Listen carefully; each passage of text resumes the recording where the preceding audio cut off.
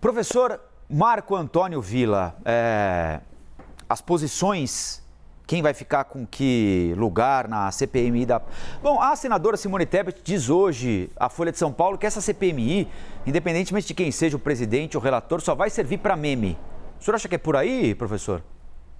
A história é surpreendente. Pode ser que sim, pode ser que não, né? É que ela tem uma característica especial em relação a outras CPMIs, ou seja, ela corre paralela às investigações desenvolvidas pelo Ministério Público, Polícia Federal, Supremo Tribunal Federal, que estão muito mais à frente que a CPI, né? Estão investigando isso desde janeiro, né? Portanto, e com muito mais, acho eu, expertise do que a CPMI. Portanto, podemos chegar a uma situação anômala de a CPI do STF já ter aceito todas as denúncias apresentadas, já ter um X número de réus, 700, 800 lá no final, pode ser, não é exagero, né? E enquanto isso a CPI está caminhando por aqui, então vai ficar, e lá já tem umas ações penais contra os réus, porque passou a ser réu, corre ação penal. Então vai ficar uma situação juridicamente meio esdrúxula. Agora, CPI são surpreendentes, né? Eu me lembro da CPI Paulo César Farias, 1992. Tudo por causa de uma entrevista dada por Pedro Collor, Conta Tudo, era o título, com um olhar meio assim, para a revista Veja, né?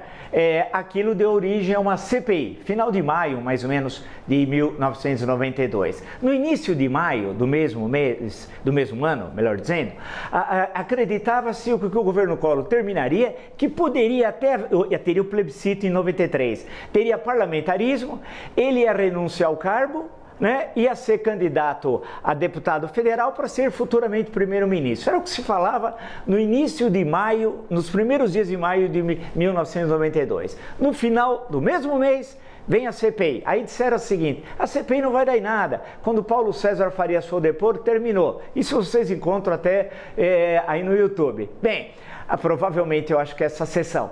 Aí o que aconteceu? Ele foi depor, a situação ficou mais grave. E aí apareceu o motorista, o Heriberto, né? O Heriberto, a capa famosa da revista Heriberto, um brasileiro, que era o título de um livro chamado Jorge, um brasileiro, do Oswaldo França Júnior, expulso da FAB 64, que deu origem, o livro, a uma série chamada Carga Pesada. Mas é um filme também, o livro é muito bom.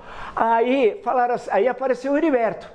E o Heriberto mostrou as contas fantasmas de Paulo César Farias, com CPFs fantasmas, etc. Tal. Bem, e um dos que fez a reportagem foi o João Santana, que virou depois marqueteiro, né? O célebre, que todos nós conhecemos. O que aconteceu? Terminou no impeachment.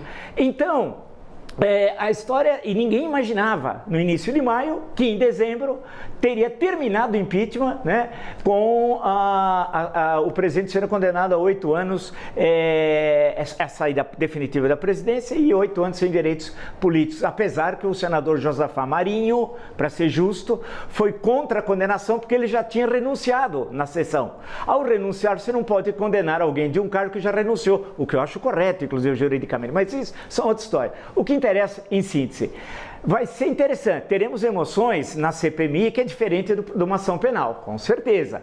Pode aparecer depoimentos surpreendentes, pode ser que alguém perca o controle emocional. Anderson Torres, imagina o Anderson Torres, se for verdade a situação em que ele está, ele vai ser um dos primeiros convocados. A sessão do Anderson Torres tem horário para começar, não vai ter horário para terminar, né? Nós vamos ficar aqui até de madrugada, né? Eu com o maior prazer.